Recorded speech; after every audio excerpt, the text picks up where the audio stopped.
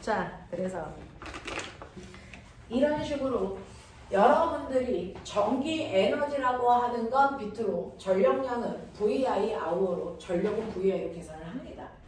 자, 근데 실제로 전 세계에 있는 모든 전기 기구를 생산해 수출을 해야 되기 때문에 전 세계에서 전기 제품들을 만들 때는요, 전 세계 규격, 모든 전기 제품에는 그래서 이걸 반드시 써야 돼라고 하는 규격 표시가 있어요. 몇 볼트 용이야? 그걸 쓰면 1시간에 전기세 얼마 먹어? 이거 반드시 표시하게 되어 있어요. 그래서 이 규격입니다. 그 중에서 저 100V 용이에요 라고 하는 얘가 바로 전격 전압이에요. 나 이전압 용이야. 다른 거 걸어보면 죽여. 이런 뜻이야. 됐어. 이 뜻이야. 이 뜻이야. 나 100V 용이야. 다른 거 좀 죽여. 이런 얘기야. 됐어. 그랬을 때 나는 1시간 쓰면 전기세 얼마 먹어? 100줄 먹어. 이런 거예요. 이게 바로 소비자격이에요. 이걸 반드시 모든 전기 제품은 표시해서 수출합니다. 그래서 여러분 전기 제품들 다 까보시면 뒤에 이거 다 써 있어요. 사용 설명서 조그만 스티커에 얘네들이 다 써 있단 말이죠. 그러면 요거를 분석할 수 있는 눈을 우리는 키워야죠. 뭐이씨. 그러면 이 전기 제품을 꼽으면 이 전기 제품, 모든 전기 제품은 그 자체가 저항이에요. 그 자체가 저항이에요. 그러니까 여러분들이 저항이라고 하는 건 별도의 저항선을 연결해야 되는 게 아니고 여러분들이 꼽는 모든 전기 제품들이 저항의 역할을 하는 거예요. 그렇죠? 자, 근데 얘가 100V, 100W라고 써져 있는 전기 제품을 꼽았고 내가 정말 시키는 대로 순수하게 100V 꼽았어. 됐어? 그러면 이 전기 제품에 몇 암페어의 전기가 흘러? 그게 궁금하죠. 왜? 와트는 VI. 됐어. 와트는 VI잖아요. 그러니까 얘를 100W짜리라는 건데 얘를 100V에 꼽았어. 그러면 이 전기 제품은 얼마의 전류를 먹는다? 1A의 전류를 먹어요. 라고 하는 게 써져 있는 거야, 사실. 됐어. 아, 여기에는 1A의 전류가 흐르는 거구나. 그러면 이 전기 제품의 저항은 얼마일까요? 어차피 전기 제품은 만들 때 그 안에 구리가 얼마나 두껍게 얼마나 길게 들어가냐 이게 결정이 된 거잖아. 저항값은 결정되어 있어요. 바뀌지 않습니다. 됐어? 그러면 이 전기 제품의 저항은 얼마야? 이거 보여드렸죠? V는 IR이잖아요. 그러니까 뭐요? I분의 V 값이 언제나 저항이에요. 그 전기 제품의 고유한 저항값이야. 그러니까 얘는 1A고 100V니까 얘는 고유한 저항값이 얼마? 100ohm으로 태어난 아이야. 이 얘기야. 근데 꼭 말 안 듣게 생긴 이런 새끼가 있어. 100V에 꼽으라고 그랬잖아. 근데 이 새끼가 200V에 꼽네. 그런 새끼가 꼭 있어. 그래서 자 100V, 이 100W짜리 용인데 200V에 꼽았어. 몇 W가 될까? 중3 기말고사 시험범이에요. 정신 차리시고 빨리 계산하세요. 눈으로 안 돼! 상위권에 전기가 나가요. 어? 전기가 나가요. 나오긴 나와. 순간 흘러요. 그리고 터져요. 됐어. 네, 시키는 대로 안 하면 제 성과 있어요. 터져요. 됐어? 그럼 그거 터지기 직전에 제 몇 와트짜리 흘러요? 200? 빨리 계산. 제 몇 와트 흘러요? 너네 요번에 기말고사 시험범이야 이 새끼들아. 맞아. 아스콘 지금 하는 거잖아. 나갔어. 내부를 아니야 안 나왔어. 그러니까 힘들어하지 안 나왔어요. 지금 나가고 있잖아. 아, 내가 저기 200V 나 지금 중학교 3학년 내신대 비해주고 있어. 전면은 그래도 전면은 안 바뀔 것 같기도 하고. 뭐지? 아닌가? 400W가 봐야 돼. 아 400. 200이야? 400이야? 400이. 주간을 가져. 400. 둘중 자. 하나. 200그 뭐예요? 와트라고 하는 건 뭐라 했어? V. VI잖아. 네. 그러니까 얘가 100일 때가 얼마였다고? 100W였잖아. 왜? 1A의 물가 흐르니까. 맞아? 네. 그러면 이걸 200V로 바꾸면은 얘는 얼마가 돼? 400W가 돼. 왠 줄 알아? 선생님 말씀드렸죠. 얘는 저항값이 태어날 때 고유한 값을 가져옵니다. 이게 안 바뀌는 거예요. 그래서 저항은 언제나 이 전기 제품은 100을 유지해요. 자, 100을 유지해야 되는데 전압이 200으로 바뀌었죠? 전류 얼마로 바뀔까요? 2도 바뀌죠. 그래서 전압이 바뀌면 전류가 따라서 바뀝니다. 전압이 2배 커지면 전류도 2배 커져. 전력은 몇 배 커집니까? 4배 커져요. 아시겠어요? 네. 이렇게 된다고. 그래서 400W가 된다. 그래서 고전류가 흐르기 때문에 열이 발생해서 끊어진다. 무슨 말인지 알겠어? 네. 이런 얘기야. 이런 얘기야. 그래서 실제로 우리가 알고 있는 소비 전력이라고 하는 이 소비 전력은 전격 전압에 걸었을 때 사용하는 거고요. 전격 전압을 2배를 우리가 변압기 같은 거 쓰면 100V 용도 200V에 쓸 수 있어요. 됐죠? 이런 식으로 해서 전압을 바꿔버리면 거기에 따른 전류의 세기도 바뀌겠죠. 그러니까 전력이 바뀌는 거예요. 알겠습니까? 그랬을 때 전압이 2배 커지면 전력은 2배 커지는 게 아니고 4배 커져요. 그게 제곱배. 네. 전압을 3배 크게 하면 전력은 몇 배 커진다고요? 9배 커진다고요. 이런 식으로 된다고요. 아시겠습니까? 이런 것들을 가지고 있다라고 하는 걸 기억을 해두시고 선생님하고 따라서 47페이지 오세요. 어차피 너네 중학교 3학년 아이들 시험 대비해야 돼서 시간 없잖아요. 같이 해요.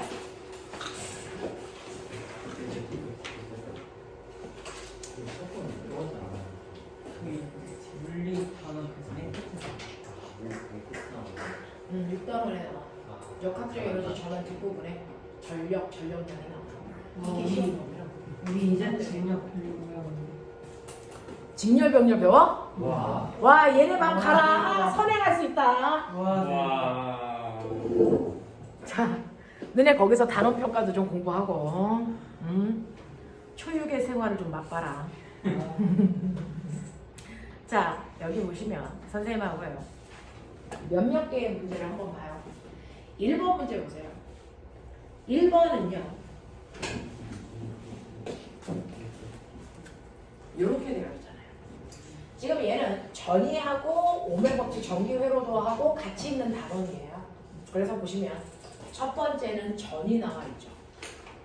전이가 나와 있는데 원점에서 전이가 엄청 크고요. 그 다음에 뒤로 갈수록 전이가 줄어들고 있어요.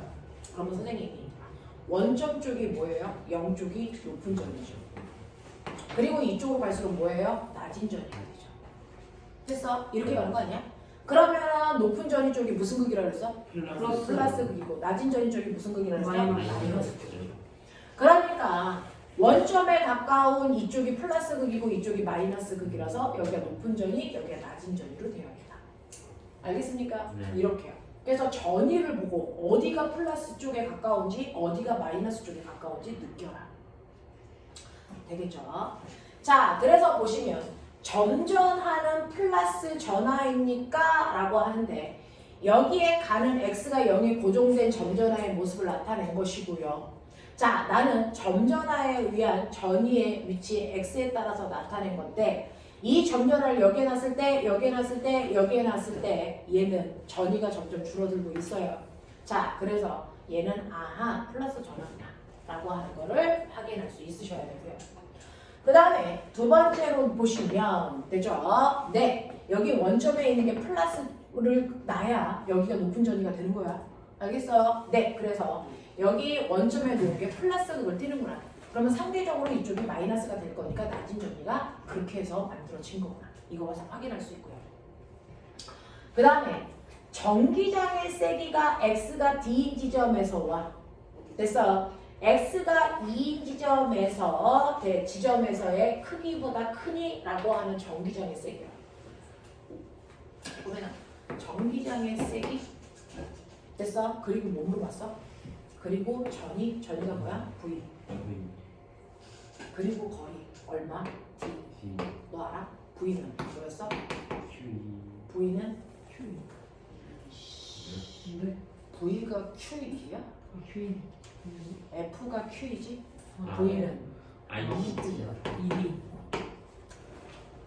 맞아? 네. V는 1인데 잘 붙이면 여기 그래프의 기울기가 뭘까요? 아이! 기울기가 뭐야 새끼들아! 기울기가 뭐야 새끼들아! 정신을 놓고 있어 이런 새끼들이 그냥. 아 진짜 기울기가 에너지. 아이고 왜랑. 아이고 왜. 와 진짜 말을 와 진짜. 뭐? 뭐? 이맘때쯤 되면 한 번쯤 할 거다라는 생각을 해야 할 거 아니야? 긴장감 없는 새끼들이 어디 학원에 가서 넋을로 그치를 들이. 진짜 놀랐네. 기울기가 네, D분의 잘 봐요. 네. 여기가 V고 여기가 D잖아요. 네. 그러면 기울기가 뭐예요? D분의 X축분의 Y축이니까. 됐어. D분의 뭐예요? V죠. 그게 그게 뭐예요? 2죠? 2. 그러니까 어디가 전기장의 세기가 세니라고 하는 거 요 말 뭐 물어본 거야? 기울기가 누가 같다니 이거 물어본 거잖아. 됐죠? 그래서 D점에서의 기울기 요만큼, ED에서의 기울기 요만큼, 기울기 어디가 더 세요? D가 더 크죠. 그러니까 전기장의 세기가 점점 줄어드네요. 이런 얘기야. 납득이 되죠? 네. 그래서 전기장의 세기가 갑자기 튀어나왔어요. 그러면 여기에서 그 전기장의 세기를 구할 수 있는 방법을 생각해 보시면 이거구나. 그래서 기울기가 이거구나 라고 하는 거 느끼셔야죠. 필기하고 계시는 거예요? 쓰고 계시는 거예요? 네. 이런 얘기예요. 자, 그래서 니은도 맞는 얘기고요. 그 다음에 D급 볼게요. X가 D인 지점에 플러스 전화를 가만히 놓으면 됐죠? 여기에 플러스를 놓으면 지금 여기가 플러스고 여기가 마이너스니까 전기장 방향으로 흘려가겠죠? 맞아요? 네, 이렇게 가겠죠? 플러스 전화를 가만히 놓으면 플러스 전화의 속력은요, 됐죠? 네, X가 ED인 지점까지 증가합니까? 라고 하는 거죠. 힘의 방향으로 I가 움직이니까 점점 속력은 뭐해지겠습니까? 빨라지죠. 왠지 아세요? 여기가 높은 전이잖아요. 여기가 낮은 전이잖아요. 그러니까 여기를 높은 경사면으로 놓고 낮은 곳으로 놓으면 얘가 끌려가면서 위치 에너지가 뭐하고 있니? 감소. 위치 에너지 감소한 만큼 무슨 에너지 증가하니? 운동 에너지 증가하겠죠. 무슨 말인지 알겠죠? 그런 얘기잖아요. 그렇죠? 자, 그래서 D에서 ED까지 가면서 여기에 쓰세요. 위치 에너지 감소예요. 그 감소한 만큼 운동 에너지 증가해요. 그래서 속력 증가해요. 이렇게 해도 되고요. 플러스 전하는 전기장 방향으로 가는데 실제 받는 힘의 방향과 운동 방향이 같아 속력이 점점 빨라져. 이렇게 해도 되고요. 자기 편하게 하세요. 그래서 얘는 기억 티그, 기억 니은 티그식 다 나오는 문제입니다. 자, 이거를 설명했으니 너네가 응용해 2번이야. 문제 풀어.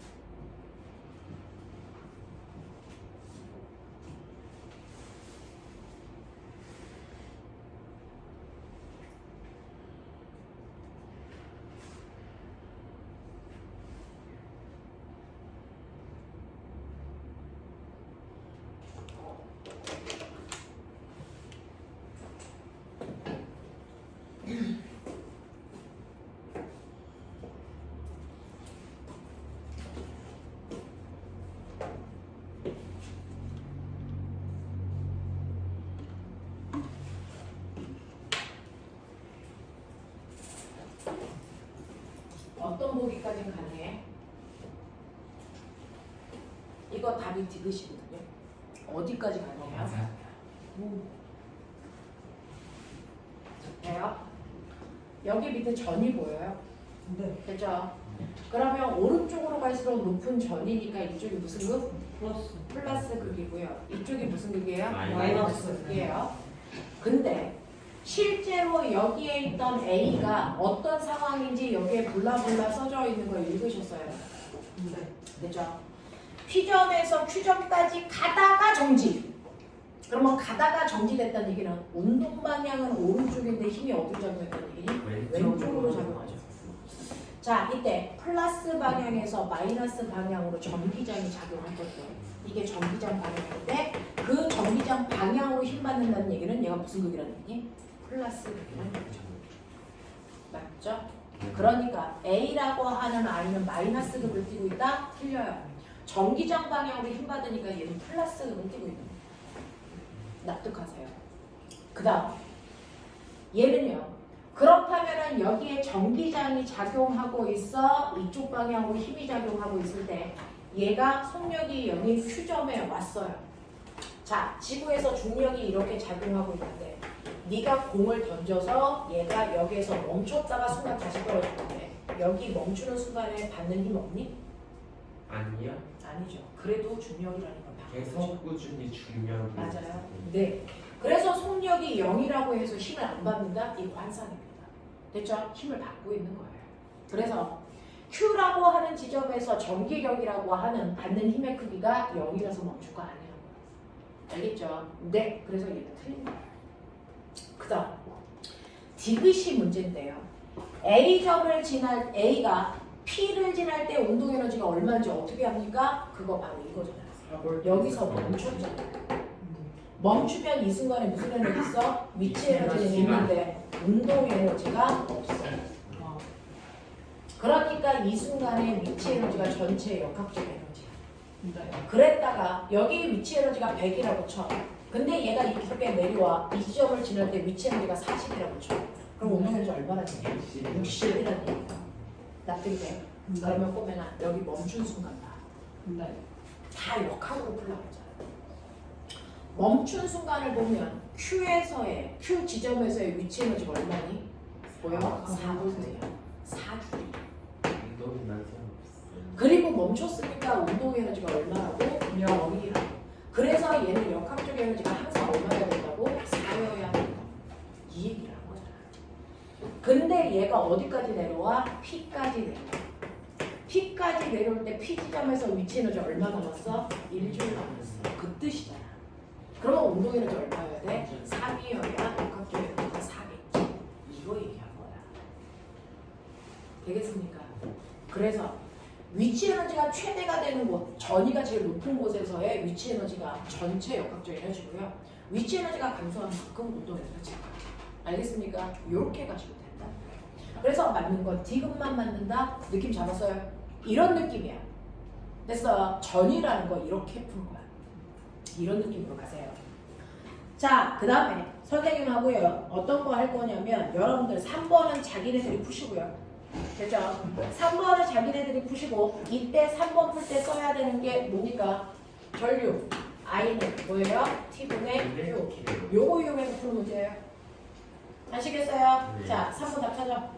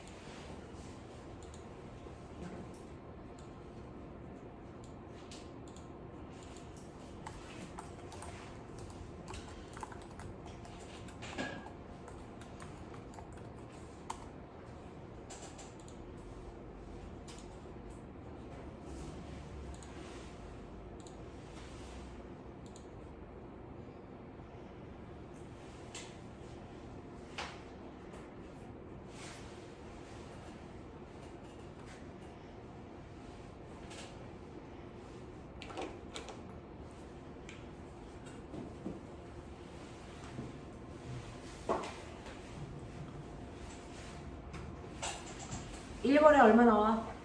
1번에요 48분. 48 나와요 정사. 1분을 60초로 바꾸자. 네. 알겠어. 자 2번 얼마 나와? 3 곱하기 10에 20 쓴 게 3 곱하기 10에 20승이죠. 네 이렇게 나와주시면 돼요. 설명 필요한 사람 할게요. 미스 줘. 설명 필요 없어? 네. 자, 저 4번 합니다. 자, 4번 보시면요. 4번은 그림의 전압이 일정한 전원장치에서 이랬어요. 자, 전압이 일정한 전원장치에 원통형 저항과 전류계를 연결해서 전류의 세기 측정합니다. 전류계를 측정한 전류의 세기 I0라고 놓고 저항의 부피는 일정하게 유지한 채 길이를 2배로 잡아당겨. 꼬맹아, 길이를 2배로 잡아당기면 굵기는 어떻게 되니? 굵기는 고무줄 잡아당겨. 네. 그러면 길이는 길어지지만 두께는 얇아지죠. 네. 그래서 길이를 2배로 잡아당기면 단면적이 2분의 1 줄어. 그럼 저항은 몇 배가 되는 거니? 아니야! 저항 4배. 4배. 네. 라고 하는 거예요. V는 SL. V는 S. 저항이라고 하는 건 그래서 저항은 굵기 변화의 길이 변화량을 계산하시는 게 저항의 변화량입니다. 그래서 굵기는 2분의 1을 풀고요. 길이는 2배 늘어나 전체 저항은 몇 배 커진다? 4배 커진다 이 뜻이거든요. 그래서 이렇게 됩니다. 그래서 길이를 2배로 길게 고르게 잡아당겼을 때 그래서 2분의 1로 자 커질 때는 굵기가 반으로 줄어드니까 저항이 4배 커지는 거고요. 자, 고르게 늘렸을 때와 길이를 절반으로 자를게요. 길이를 2분의 1로 고르게 줄였을 때, 길이를 그냥 줄이는 거거든요. 길이를 줄이면 부피는 뭐하니? 단면적은 늘어나죠. 네. 그래서 길이가 반으로 줄어들면 굵기는 2배 커지는 거니까 저항은 어떻게 됩니까? 4분의 1로 주는 거죠. 됐습니까? 네, 이렇게 해서 저항이 바뀌면 전류는 I는 R분의 V잖아요. 어차피 전압은 일정할 거니까. 저항이 4배 커지면 전류는 4분의 1로 줄고요. 저항이 4분의 1로 줄면 전류는 4배 커집니다. 뭐 그런 얘기 하는 거예요. 됐죠? 네, 이런 거고요. 자, 5번 보시면 두 원통형 도체 막대 A와 B의 전압과 전류 사이의 관계가 나왔는데요. 꼬맹아, 이 그래프의 기울기가 뭘까요? 기울기가 A분의 V니까 그게 그냥 저항. 네, 이거 저항이에요. 그래서 A의 저항값 얼마 나와요? A는 저항이 20 나와요. 20 나오죠. B의 저항 얼마 나와요? 10 나와요. 10 나와요. 라고 하는 겁니다. 됐죠? 그러면 제가 저항을 구해봐 드렸네요. 자, 얘는 저항이 20ohm이 나와야 되고요. 얘는 저항이 10ohm이 나오는데 저항은 어떻게 보여요? 저항은 비저항에 S분의 그래서 L. 굵기분의 길이잖아요.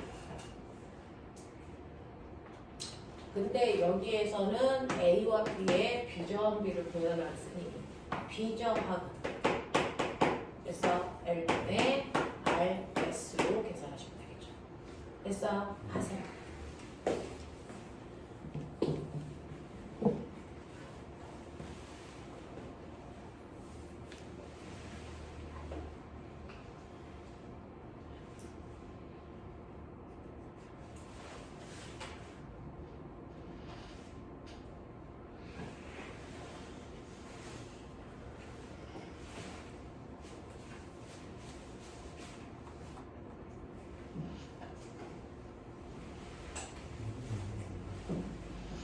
되겠죠? 자, 얼마 나와요? 2 나와요. 손 안 대도 되죠? 자, 그 다음에 9번 보세요. 그 다음 페이지에. 자, 8번 걸쳐갈까요? 8번 걸쳐갈게요. 이거 못 푸는 새끼들은 죽여버리겠다는 얘기를 하죠. 네. 8번 답 찾아. 이건 딱 중2 수준. 그리고 초등학교 6학년 요즘에 해외로 또 배우니까 딱 초6 수준. 해봐.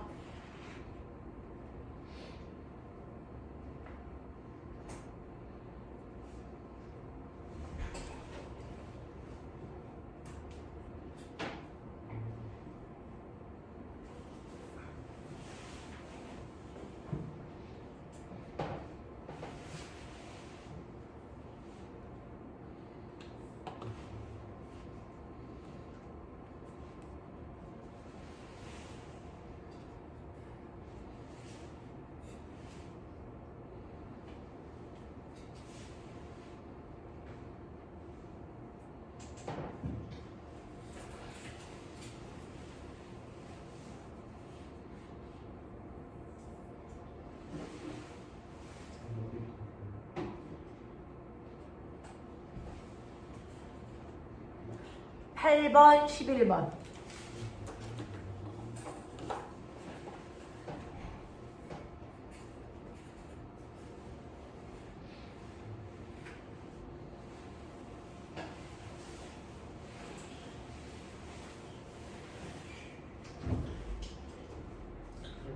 영효가 8번, 11번.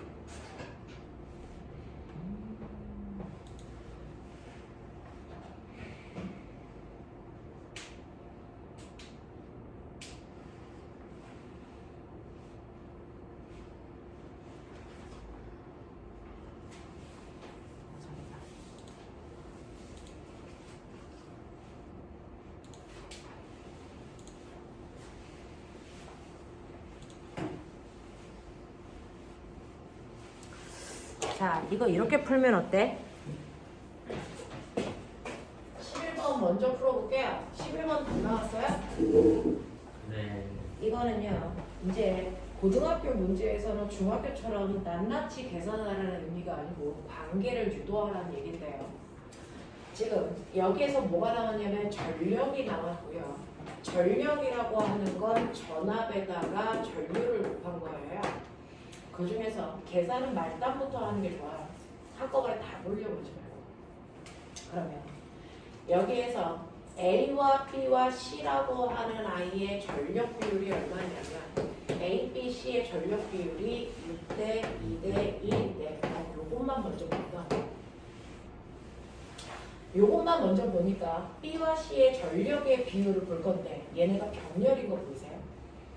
병렬이니까 전압이겠다. 네. 병렬이니까 두 개의 전압은 똑같고요. 그래서 전류가 2대 1인 거죠. 그래야 전력이 2대 1이 나오죠. 근데 병렬일 때 전류가 어떻게 가는 거냐면 전류는요 저항과 반비례해서 가요. 그쵸? 그러니까 전류가 여기에 2대 1로 간다는 얘기는 저항이 거꾸로 1대 2였다는 얘기예요. 그러니 R2의 저항값이 얼마다? 3옴이다라는 게 예측이 됩니다. 그쵸? 그래서 R2의 저항이 3옴이어야 전류가 1대 2로 가죠. 아니 2대 1로 가죠. 그래서 저항비와 전류비가 반대니까. 그래서 우리는 B의 저항값이 3옴이라는 거 인정하시면 되고요. 그 다음에 이제 여기에서 얘네들의 저항이 이게 3옴이고 6옴이라는 거 해결했으니 이제 이쪽을 해결하자고요. 얘를 해결해야죠. 얘를 해결할 때 우리는 어떻게 보는 거냐면 요거 전체가 하나가 몇 옴짜리가 연결되어 있다? 3하고 6을 합하니까 2옴짜리 하나 있다. 이렇게 보는 거예요. 그랬을 때 여기서 사용되는 전력은 얘가 쓴 전력과 얘가 쓴 전력을 합한 만큼이 얘가 쓴 전력이잖아요. 그렇죠? 그러니까 이쪽에서는 합한 만큼 얼마? 3와트의 전력을 쓸 동안 얘는 얼마 쓴다? 6와트의 전력을 쓴다. 이렇게 보시면 돼요. 맞아? 네. 상민아 정신 차려. 이렇게 된다고요. 자, 그랬을 때요. 우리 전력이라는 건 전압에다가 전류를 곱하는 건데 진열도예요. 얘하고 얘는. 진열일 때 뭐가 똑같아요? 전류 똑같아요. 그러니까 이쪽에 흐르는 전류든 이쪽에 흐르는 전류든 전류는 똑같이 이게 흘렀다고요. 근데 전력비가 6대 3이니까 2대 1. 그럼 전압이 2대 1이죠. 자, 근데 진열배로에서 전압은 어떻게 써요? 저항 비율로 나눠 쓰죠. 저항이 만약에 1옴이고 저항이 2옴이면 전압도 여기에서 1대 2로 나눠 쓴다고요. 맞아? 네. 이렇게 가는 거라고요. 이렇게 가는 거라고요. 그러니까 전압의 비가 2대 1인 걸로 봐서 저항비도 2대 1이죠. 그렇죠? 그래서 얘 전압 비율이 2대 1인 걸로 우리는 저항 비율이 2대 1이라는 걸 예측해야죠. 그러니까 여기 저항이 2옴이니까 여기 저항은 몇 옴이 된다? 4옴이 된다. 이렇게 하겠냐? 하겠냐? 이런 식으로 예측해서 생각을 끌고 가는 거지 일일이 계산하지 않습니다. 일일이 계산도 할 수 없지만 계산해서 푸는 문제 아니에요. 그래서 첫 번째 저항과 두 번째 저항이 4옴과 3옴, 4대 3 맞고요. 그러면 이때 써야 되는 전압은 아까 말씀드린 것처럼 여기가 2대 1이면 된다 그랬으니 됐어요. 네, 몇 볼트하고 몇 볼트 쓰시면 돼요? 18볼트를 2대 1로 나눠가는 거니까 얼마입니까? 여기가 12볼트, 여기가 얼마? 볼트 이렇게 쓰면 되겠죠. 되겠어요? 네, 이런 식으로 가시면 되겠다. 되겠죠? 이런 식으로 문제를 풀라라고 하는 뉘앙스가 11번 문제였어요. 그래서 관계를 이해하셔야 된다. 그 다음에 8번 문제 살짝 볼게요. 8번 문제 살짝 보시면 8번 문제 어떻게 풀어요? 라고 하는데 여기 잘 보시면 이거 병렬 보이죠? 병렬의 총조합 구하는 방법이 뭔지 아세요? 이거 3분의 1 더하기 3분의 1이니까 3분의 2고 이거 역수하면 2분의 3인데 이거 정체가 뭔지 아세요?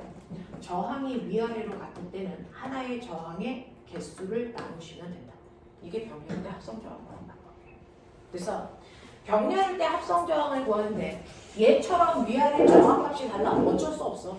두 번 역수해서 더하시면 돼요. 그래서 요 저항은 이온이고 얘랑 진열이니까 요거 전체 저항값은 5옴짜리야. 이렇게 놓을 수밖에 없어요. 하지만 이렇게 병렬할 때 위아래 저항이 같으면 저항 하나에다가 그 저항의 개수로 나누시면 총 저항이 나오니까 여기가 1.5고요. 여기가 6이니까 더하면 얘는 전체 저항이 얼마짜리예요? 7.5옴짜리예요. 이렇게 나와요. 이런 식으로 되어 있는 형태입니다. 이때 가와나에서의 저항의 6옴에 흐르는 전류의 세기를 각각 구해보세요 라고 하는 건데 이때 조건이 있어요. 얘네들은 전압이 똑같아. 됐어. 그러면 전압이 똑같아. 몇 볼트라 하면은 소수가 없니? 여기 전체 전압이 똑같아요. 몇 볼트로 하면 논리적이에요? 15로 할까요? 15?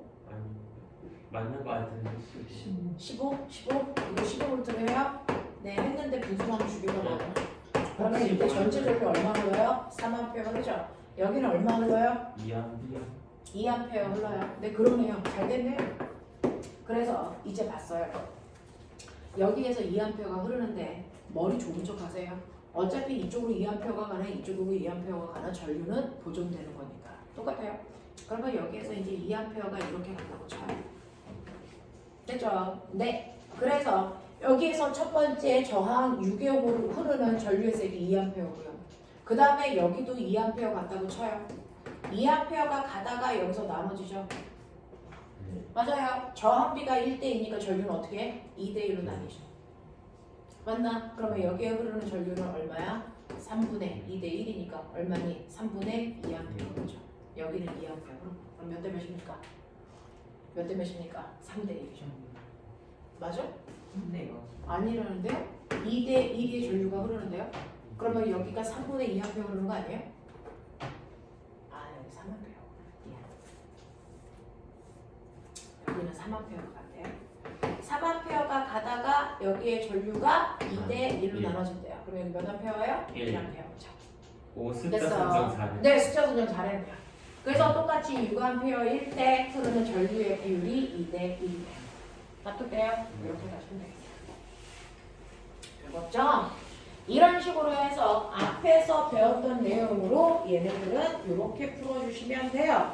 그래서 보고 풀어가지고 오시면 되고 선생님하고 딱 하나만 돼서 나가고요. 끝내드릴게요. 넘어오세요. 54페이지.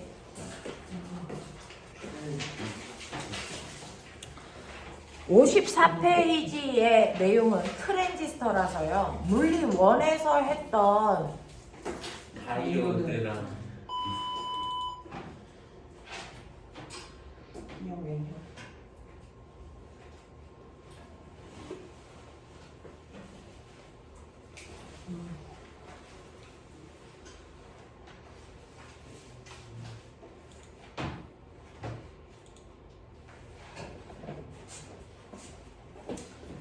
자, 우리 뭐하니? 우리 뭐하니? 트랜지스터가 뭐니? NPN. 트랜지스터가 뭐니? 반도체죠. 여러분들 알고 있죠? 지구상에 있는 모든 물질은 상태를 몇 가지로 나눈다? 세 가지로 나눈다. 자, 그 세 가지가 고체, 액체, 기체라고 하는데 이 고체든 액체든 기체든 모든 물질은 더 이상 쪼갤 수 없는 가장 작은 입자 뭘로 되어 있다? 원자로 되어 있다. 근데 그 원자들이 액체나 기체는 듬성듬성 떨어져 있으니까 서로 관여하지 않는다. 하지만 고체라는 건 하나의 점 안에 원자가 100만 개쯤 들어있는 거다. 그러니까 원자들이 서로 관여하게 된다. 됐어? 그럼 그 차이는 뭔데? 라고 하면 액체나 기체는요. 원자들이 띄엄띄엄 떨어져 있으니까 이 A라는 원자와 B라는 원자에는 원자핵이 있고 그 원자핵 바깥쪽에 전자가 들어있는 전자 껍질이 있다. 그 전자 껍질 위에 전자가 이렇게 들어가 있다. 이게 A다. 그리고 B라는 아이는 원자의 입장에서 충분히 떨어져 있다. 그러니까 B라는 원자핵이 있고 그 다음에 전자가 들어있는 전자 껍질에 전자가 들어갈 거지만 전혀 관여하지 않는다. 됐어? 이런 구조가 액체나 기체다. 이게 화학에서 배운 구조다. 됐어? 근데 고체라고 하는 아이는 어떠냐? 이 작은 점 안에 100만 개의 원자가 들어있다는 얘기는 원자가 A, B, C, D, E, F 겹쳐 있다는 얘기다. 맞아. 이런 식으로 원자들이 겹쳐 있다 보면 그 원자핵도 겹치게 되고 그 원자핵 바깥쪽에 존재하는 전자들조차도 겹치게 되는데 전자들이 모두 다 첫 번째 껍질에 전자가 들어갈 때요. 전자와 전자 사이에 뭐가 작용하죠? 성령. 청력이 작용하니까 같은 곳에 전자가 겹쳐 들어갈 수 있다 없다. 그게 파울리의 베타 원리다. 됐어? 전자는 겹칠 수가 없어요. 그러면 전자들은 겹칠 수가 없으니 조금이라도 얘네들은 뭐한다? 떨어져 있으려고 한다. 그러니까 100만 개의 원자핵에 100만 개의 첫 번째 전자 껍질이 존재하는데 그 전자 껍질의 전자들이 모두 다 밀려서 100만 겹의 첫 번째 전자 껍질들이 살짝 어긋난 상태로 존재한다. 그러니까 첫 번째 전자 껍질이라는 게 100만 개가 이렇게 다다닥 됐습니까? 살짝 어긋난 상태로 존재하고 거기에 100만 개의 전자들이 살짝 어긋난 상태로 이렇게 존재하다 보니 얘처럼 첫 번째 전자 껍질이라는 걸 얘기할 수 없다. 그래서 그 껍질이 두꺼워진다. 두꺼워지면 이걸 뭐라고 한다? 에너지. 전자띠라고 한다. 됐습니까? 그래서 고체들은 전자띠가 존재하는 거죠. 전자띠의 형태로 존재하는 거지 얘처럼 전자 껍질의 개념을 도입할 수가 없다. 이런 거였죠. 이게 고체죠. 그러면 이러한 고체들은 여러 겹의 전자띠라고 하는 두꺼운 띠의 형태를 띱니다. 전자 껍질이라는 거 없어요. 자, 그 전자띠가 이렇게 존재할 때 각각의 껍질마다 존재할 수 있는 전자가 있을 수 있는 개수가 한정되어 있어요. 그죠? 첫 번째 전자 껍질은 2개 들어가면 꽉 차. 두 번째는 8개 들어가. 뭐 이럴 거 아닙니까? 그러니까 각각의 껍질마다 전자가 들어갈 수 있는 공간들이 있는데 그 공간들의 전자가 이렇게 들어갈 건데 첫 번째 껍질에 전자 있고 두 번째 껍질에 전자 있어. 두 번째 껍질까지 두 번째 전자띠까지 전자가 존재한다고 치자. 이때 전자가 들어가 있는 됐어. 전자띠 중 가장 바깥쪽 전자띠를 뭐라 그런다? 전자가 존재하는 가장 바깥쪽 전자띠를 뭐라 그런다? 원자가띠라고 원자가. 됐어. 그리고 그 다음부터는 전자가 존재하지 않는 띠다. 그 전자가 존재하지 않는 나머지 띠들을 뭐라 그런다? 전도띠라고 하고 띠와 띠 사이에 요 공간을 띠틈이라고 하는데 띠틈에는 전자가 존재할 수 있다 없다? 없다. 됐어? 이렇게 된다. 자, 근데 우리가 화학에서 배운 것처럼 첫 번째 전자 껍질이고 두 번째 껍질이고 세 번째 껍질이 있는데 이 껍질과 껍질 사이의 간격은 에너지 차이만큼으로 그리죠. 근데 윗껍질로 갈수록 에너지 차이가 점점 뭐해진다? 조금씩 줄어들기 때문에 간격을 조밀하게 그렸던 거 기억나죠? 네. 근데 얘가 두꺼워져서 이렇게 두꺼워지다 보면 띠와 띠가 뭐 할 수 있다? 겹칠 수 있다. 됐어? 네. 그래서 띠와 띠가 겹치게끔 그런 구조도 띠게 되는 건데 문제는 이런 식으로 전자들이 들어갈 수 있는 공간에 가장 바깥쪽 띠까지 전자가 꽉 차 있을 때도 있고 전자가 들 차 있을 때도 있다. 전자가 가장 바깥쪽 띠까지 전자가 있을 수 있는 공간까지 전자가 얘처럼 꽉 차 있는 경우도 있고 전자가 들 차 있는 경우도 있다. 그렇다면 가장 바깥쪽 껍질에 있는 이 전자는 그래서 옆이 비어있다면 마음대로 옆으로 왔다 갔다 에너지 흡수할 필요 없이 움직일 수 있다. 얘는 뭐라 그런다? 마음대로 움직이는 전자? 자유전자. 그쵸? 그래서 원자과 띠에 빈 공간이 있어서 전자가 자유롭게 움직일 수 있는 구조를 가지고 있는 아이는 누구만 그렇다? 이건 도체만 그렇다. 다시 말해서 금속들이 주로 이런 구조를 가지고 있는 얘가 바로 도체다. 됐어요? 네. 그런가 하면 원자과 띠에 전자가 꽉 차 있다? 얘가 누구다? 절연체 또는 뭐다? 반도체. 그래서 절연체 또는 반도체. 네. 절연체 또는 반도체는 자유롭게 움직일 수 있는 자유전자를 거의 가지고 있지 않다. 됐어? 그러면 이런 식의 구조로 되어 있는 도체들은 전도띠는 어떻게 되어 있니? 라고 하면 도체들은 전도띠도 그 위에 이렇게 겹쳐져 있다. 근데 부도체나 반도체는요. 원자과 띠하고 전도띠 사이의 간격이 떨어져 있다. 이때 엄청나게 멀리 넓게 떨어져 있는 아이가 있고 엄청나게 좁게 떨어져 있는 아이도 존재할 수 있죠. 떨어져 있는 건 맞지만 이 간격이 넓어 좁아 이게 다르다는 거다. 됐어. 자, 이때 도체라는 아이는 옆으로도 내 맘대로 쉽게 갈 수 있어. 빈 공간이 있으니까. 근데 띠틈이 없기 때문에 위로 올라갈 때도 에너지 흡수할 필요가 없어. 그래서 위로도 자유롭게 움직일 수 있어. 이게 도체 구조였어요. 그죠? 그래서 전류가 잘 흐르는 구조. 그거에 비해서 이 띠틈이 넓어서 여기에 있는 전자가 위로 올라가서 자유전자가 돼야 되는데 위로 올라갈 확률이 거의 0이라니. 얘가 뭐죠? 얘가 바로 전류체, 부도체라고요. 그거에 비해서 띠틈의 간격이 좁아서 여기에 올라가기가 쉬워. 그래서 하나라도 아이가 위로 올라간다. 됐어? 거기에서 얘가 자유롭게 움직이고 빈자리로 얘도 자유롭게 움직일 수 있는 거. 됐어? 그래서 자유전자를 쉽게 만들 수 있는 이런 구조를 가지고 있는 애를 누구라고 그런다? 반도체라고 한다. 기억나요?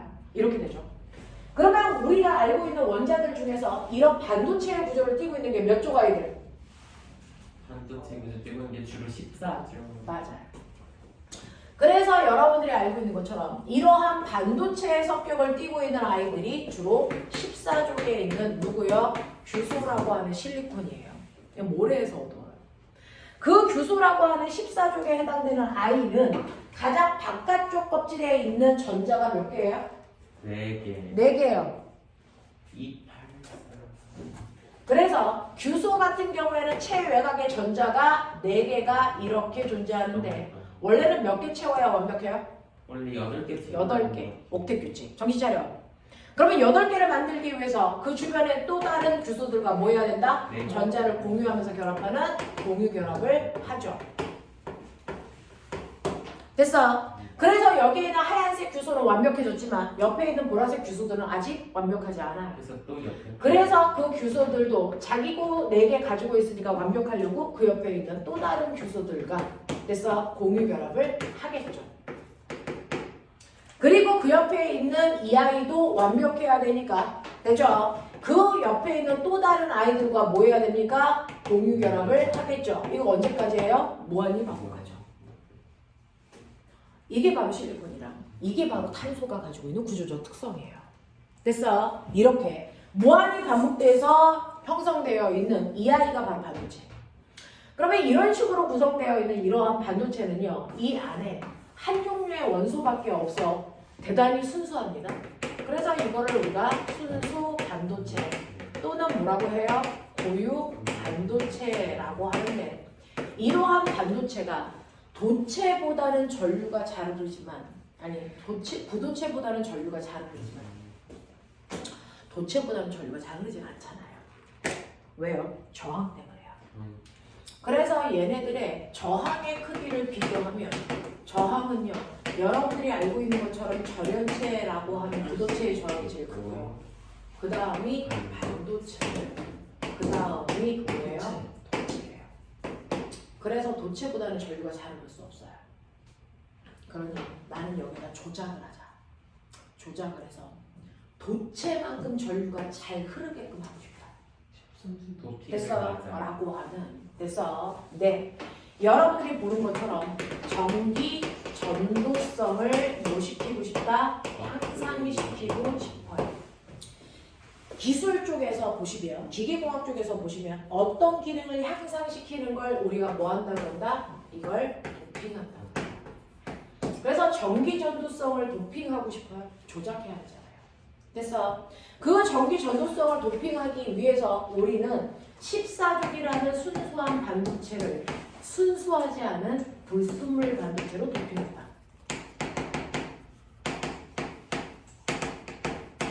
다 기억이 나고 있어요? 네. 기억나고 있어요?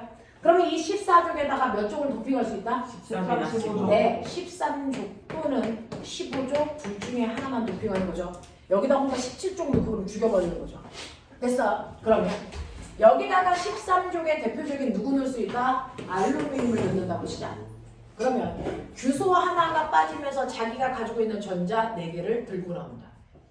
대신에 이 자리에 13족에 해당되는 알루미늄을 넣을 건데 알루미늄이 들어가면서 전자 몇 개 집어넣는다? 3개. 자기가 가지고 있는 3개를 집어넣게 되면 빈자리 하나가 생기게끔 된다. 이 빈자리를 뭐라 그런다? 양분. 그렇죠.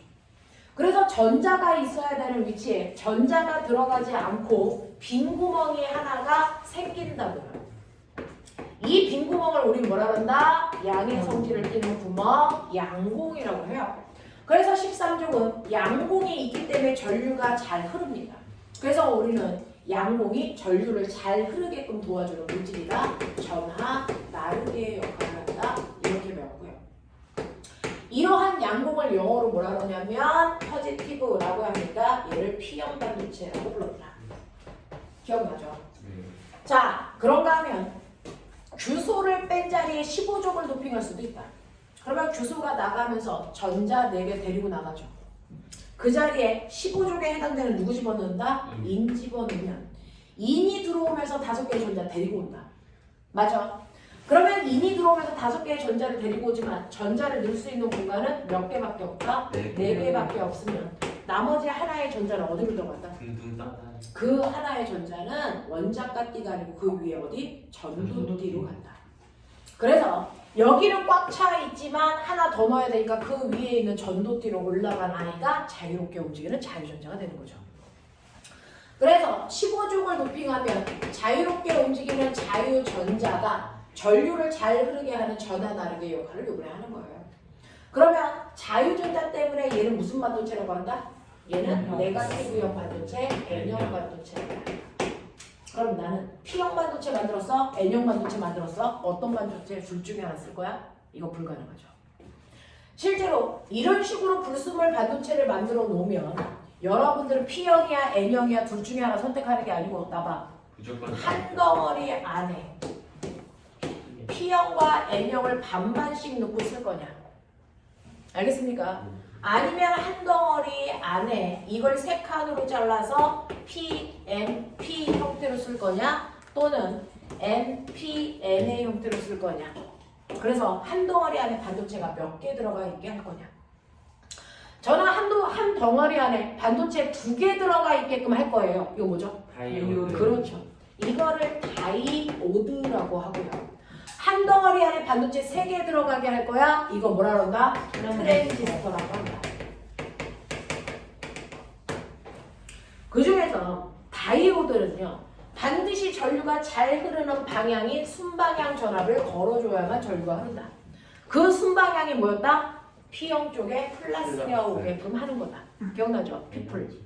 그래서 플러스가 오게끔 하고 이쪽에 마이너스가 오게끔 하면 플러스에 의해서 P형 반도체에 있는 양공이 그래서 밀려서 가운데를 뭐라 그러죠? 접합면이라고 합니다. 접합면 쪽으로 양공이 밀려갈 거고 마이너스에 의해서 네가티브형 반도체에 있는 자유전자가 접합면 쪽으로 밀려가. 자유전자가 양공을 타고 지나가게 해서 전류가 잘 흐르게 하는 그런 구조를 만들 것이다. 됐어? 그래서 자유전자가 이렇게 움직이는 거니까 전류는 거꾸로 어떻게 움직이는 거예요? 전류는 이렇게 흐르게 되는 거죠. 근데 우리 집에 전압은 무슨 전압이 걸려요?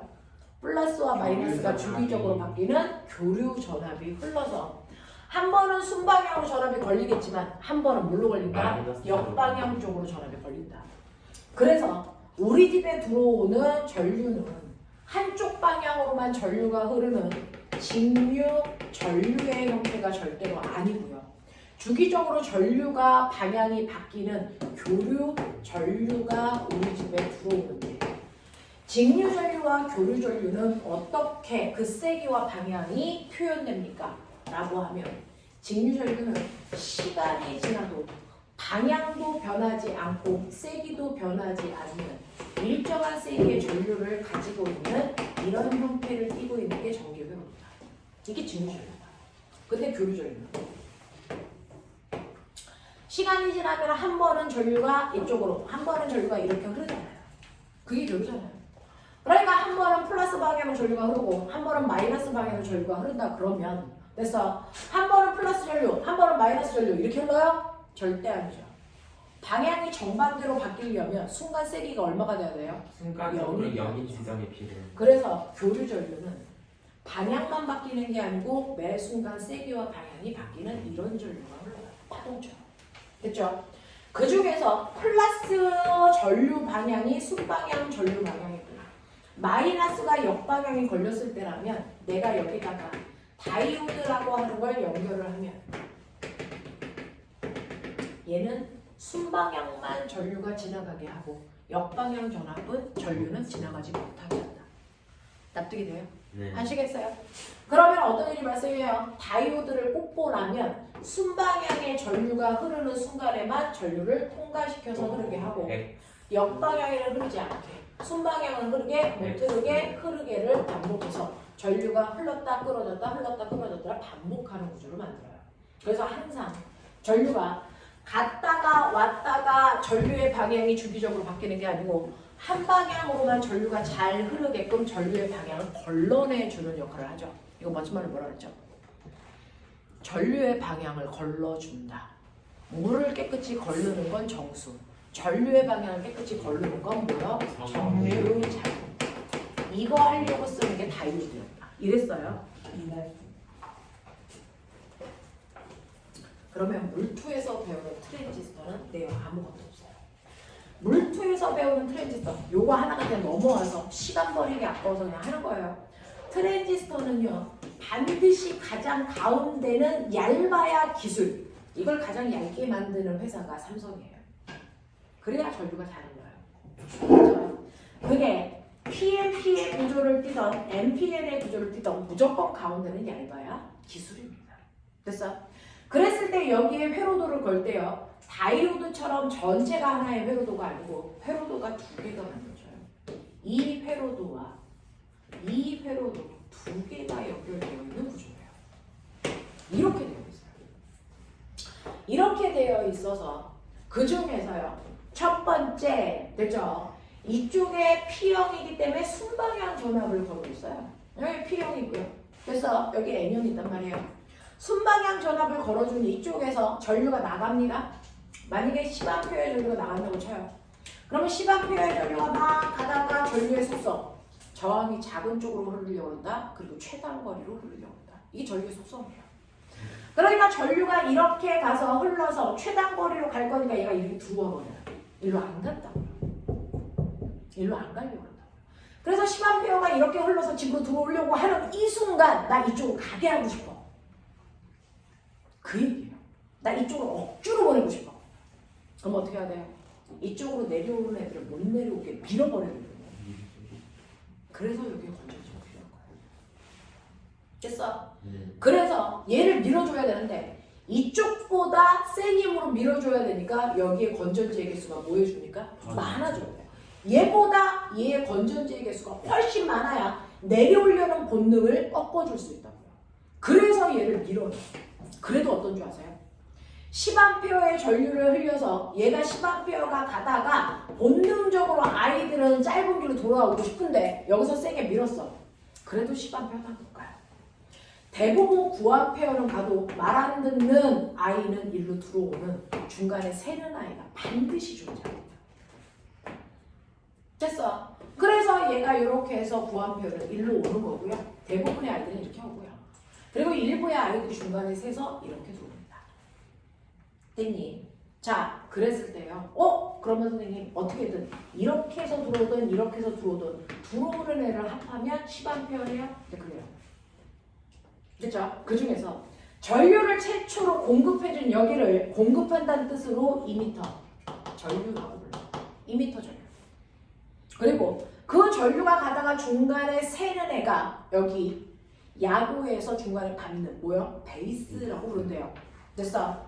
그래서 이쪽을 베이스 전류 이렇게 불러요. 그리고 대부분의 전류는 이쪽으로 모이니까 모인다는 뜻으로 컬렉터 이렇게 표현한대요. 그래서 여기가 컬렉터 전류 이렇게 불러요. 됐어? 자, 이렇게 됐을 때 전하량 보존 법칙 2m에서 나가내는 반드시 베이스에 흐르는 전류와 컬렉터의 전류를 합한 값이랑 같아요. 이게 첫 번째예요. 그러니까 여기에 10A가 흐르면 여기에 1A면 여긴 반드시 9A여야 된다. 이게 반드시 성립합니다. 이게 트랜지스터예요. 됐어? 그리고 이쪽으로 반드시 보내주기 위해서는 이쪽의 전압이 얘 전압보다 커야죠. 우리는 이쪽의 전압을 2m 전압, 이쪽의 전압을 컬렉터 전압 이렇게 불러요. 그래서 반드시 컬렉터 쪽으로 전류가 흐르기 위해서는 베이스의 전압 2m의 전압보다는 컬렉터의 전압이 엄청나게 커야만 흐를 수 있다. 이런 구조로 가는 거야. 그러면서 특징 하나만 더. 이때 2m는 P형 쪽이 플러스죠. 순방향 전압이 걸려. 근데 여기 잘 보세요. 우리 여긴 역방. 그렇죠. P형 쪽에 걸린 게 마이너스. 역방향 전압을 걸린다. 그래야 전도가 흘러요. 2m 쪽은 언제나 순방향을 걸어줘야 되고요. 컬렉터 쪽은 언제나 역방향을 걸어줘야만 전류가 원활하게 흐른답니다. 왜 그래요? 안 그럴 것 같은데요. 왜 그런지 보여드릴게요. 실제로요. 순방향을 걸어줘야 여기에 있는 양봉이 접합면 쪽으로 밀려서 양봉이 일로 갑니다. 그리고 이쪽이 마이너스니까 자유전자가 일로 온다고요. 그래서 이걸 타고 얘가 아싸 그래서 가는 거야. 전류와 반대 방향으로 실제로 전자가 가잖아요. 그래서 가면 전자가 여기 와요. 그러면 전자가 들어가려면 여기 양봉이 와 있어야죠. 그래야 이걸 타고 거기로 가죠. 그러면 양봉을 일로 땡기려면 됐어? 여기 무슨 걸 걸어야 돼요? 마이너스를 걸어야 양봉이 끌려오죠. 그 구조예요. 그래서 항상 2m 쪽에는 순방향을 컬렉터 쪽에는 역방향을 걸어주는 구조로 형성되게끔 하시면 돼요. 건전지 방향은 똑같이 걸어라. 알겠습니까? 이렇게 되는 건데. 그러면 얘를 억지로 밀기 위해서 여기가 10V면 적어도 10V보다 큰 여기에 20V를 걸어줘야 돼. 됐어? 네. 근데 내가 10V, 20V를 걸어줘야 되는데 여기에 건전지 하나 뺐어. 10V, 10V를 걸던 안 걸던 해. 그럼 전류 흐를까 안 흐를까? 이쪽에 전류 오니 안 오니? 하나도 안 와요. 그럼 어떡합니까? 여기에 있는 전압을 조절하면 여기에 전류가 흘렀다 안 흘렀다 하시겠죠? 이게 바로 여기에 전압이 바로 무슨 역할을 합니까? 여기에 전류를 흘렀다 흐르지 않았다라는 걸 조절하는 스위치. 스위치 거 이게 이거예요. 여기 전압을 빼는 거예요. 됐습니까? 콘센트를 빼지 않고 스위치를 빼도 전류가 흐르는 거 아세요? 여기로 흘러요. 무슨 말인지 알아? 그래서 전기 제품을 쓸 때 우리는요 콘센트를 빼지 않고 그냥 파워만 끄잖아요. 스위치만 끄잖아요. 이 역할을 하는 거예요. 여기만 안 흐르는 거예요. 출력만 안 되는 거예요. 사실은 작은 곳에 전류가 흐르고 있어요. 그래서 그것조차도 안 흐르게 하려면 콘센트를 다 빼는 게 맞죠. 됐어? 이런 구조예요. 그래서 스위치의 역할을 하는 게 트랜지스터입니다. 트랜지스터. 스위치의 역할을 하는 거고요. 그 다음에 신기한 거예요. 여기에 10V 걸었어. 그랬더니 여기 1A 왔고 여기에 9A 왔어. 근데 나 여기에 건전지를 2배 크게 하고 여기도 따라서 건전지를 2배 많이 할게요. 다 전압을 2배씩 늘릴게요. 그러면 여기에 20A가 흐를 때 전압을 2배 높였으니까 전류도 2배 높아져요. 여기 몇 A 올라요? 2A. 여기 얼마 올라요? 18A가 올라요. 이렇게 됩니다. 자, 그랬을 때 어떤 일이 발생하냐면 전류가 2배 됐어요. 2배 됐어요. 2배 됐어요. 다 똑같은 거 같죠? 근데 그 2배가 얘는 얼마야? 얼마야? 1A 증가할 때 얘는 얼마 증가한 거야? 9A 증가한 거고 얘 전류의 세기의 변화량에 비해서 얘 전류의 세기의 변화량이 몇 배 거든니? 9배 거죠. 원래 있다는 거. 그래서 내가 여기에 있는 전압을 살짝만 높이잖아요. 그러면 여기는 전류가 살짝 커지는데 여기에 전류가 어떻게 해요? 와! 그거 커져요. 됐어? 네. 그래서 여러분들 볼륨을 살짝 높인다는 게 전압을 살짝 높인다는 거예요. 그러면 베이스 쪽에 흐르는 전류의 세기는 별로 변화가 없지만 컬렉터 쪽에 엄청난 세기의 전류가 흘러 소리가 빵 하고 나는 겁니다. 됐어? 이걸 우리 무슨 작용이라고 할까? 증폭 작용이라고 합니다. 그래서 이 두 개의 역할을 하기 위해서 만든 얘가 트랜지스터. 다이오드의 역할은 뭐였는데? 정류작용이었는데 트랜지스터의 역할은 스위치와 증폭을 하기 위해서 만든 거다. 납득됩니까? 네! 여기까지 합니다. 숙제는 문제로 보여줄게요. 예율만 보면 다 지금 중각 부분